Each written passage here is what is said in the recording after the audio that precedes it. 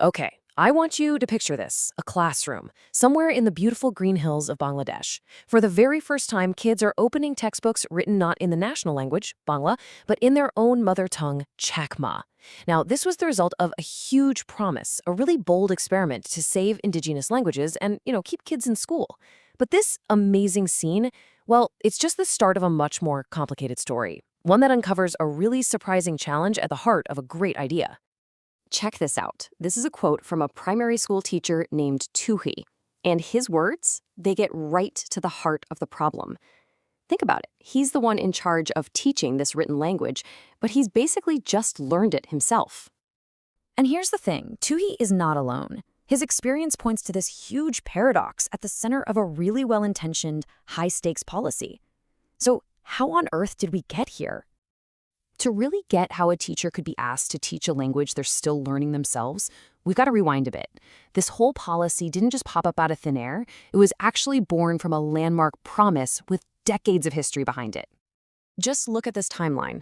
It shows you just how long this has been in the works. The whole journey kicked off way back in 1997 with an accord recognizing the right to mother tongue education. But it took until 2010 for that to become official policy. And then another 7 years, until 2017, for the first textbooks to actually get into the hands of students. So this was a slow, deliberate process, and it was driven by a really clear need. And the stakes here were incredibly high. This policy was designed to fight a whopping 60% school dropout rate among Indigenous kids in the early grades. I mean, it makes sense, right? If school isn't a language you don't even speak at home, it creates this massive barrier to learning from day one. The idea behind this was absolutely perfect. We know that teaching kids in their mother tongue helps them succeed in school, and at the same time, it keeps their cultural heritage alive and kicking. It really should have been a win-win. But as we're about to see, even the best goals don't always mean things go smoothly. And this brings us right to the central, totally unexpected problem, what we're calling the teacher's paradox. The very people who were supposed to save the written language were, in many cases, seeing it for the first time themselves. Take a teacher named Prad. He's right there in the classroom with these brand new textbooks, but he admits that he feels like he hasn't fully mastered the language he's supposed to be an expert in. And this wasn't because he wasn't enthusiastic. It was a systemic failure of preparation. And it's not just him. Listen to what Pepe, another teacher, said. He makes it crystal clear. For generations, many Indigenous languages, like Chakma, were spoken, sure, but they weren't formally taught in writing. So for a lot of these teachers, the government training was literally their first ever lesson in how to read and write their own language. So it all boils down to this one simple question. How can you possibly teach what you are still trying to learn yourself? It's just a massive burden to put on these educators who are basically students and teachers of the exact same subject at the exact same time. Now, there's a formal name for this whole approach. It's called Mother Tongue-Based Multilingual Education, or MTB-MLE, and it's a proven strategy used all over the globe. The core idea is just common sense. Let kids start their education in the language they already know and understand best. So, you have to be asking, how did this paradox even happen?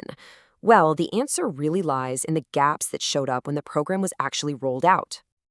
What the research shows is that the teachers were super passionate and eager to make this work. But they were sent to the front lines of their classrooms without the deep, long-term training they needed to really become masters of the material. Okay, just look at this chart. It tells you pretty much everything you need to know. The total training these teachers got was just 3 weeks. And what's worse, those weeks could be spread out over a 2-year period. Can you imagine trying to master a brand new written language, let alone figure out how to teach it, with such short, infrequent bursts of help? And you don't have to take my word for it. A teacher named Shuvo put it perfectly. He said, as total beginners, they needed real, sustained instruction, not just a few short workshops. He pointed out that without regular practice, they just forget what they learned.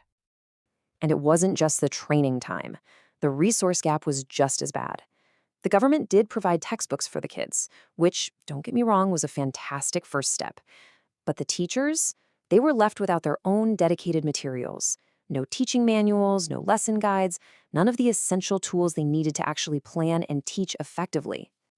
Okay, so it might sound a little bleak, but this isn't just a story about problems. It's also about solutions.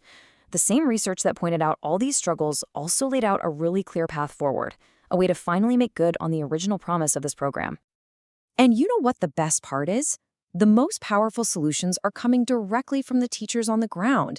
They know exactly what's needed to turn this promising idea into a huge success. So what are they asking for? It's pretty straightforward, really. First, replace those short workshops with long-term comprehensive training. Second, give them the teaching manuals and guides they're desperate for. Third, recruit and hire new specialized language teachers. And finally, go back and revise the textbooks to better reflect the local culture and fix some of the errors. So what's the big takeaway here? Why does getting this right matter so much? Well, it's about way more than just one school subject. It's about preserving priceless cultural heritage. It's about giving Indigenous kids a fair shot at a great education. It's about making sure that good policies actually work on the ground. And it's about empowering these teachers to truly become the cultural guardians their communities need them to be. In the end, this story from Bangladesh shows us something really important. It shows us that saving a language takes more than just textbooks and a new policy. It takes a deep, real investment in the people you're asking to pass that language on. And it leaves us with a critical question. What does it truly take to make sure a language and the entire world it represents lives on for the next generation?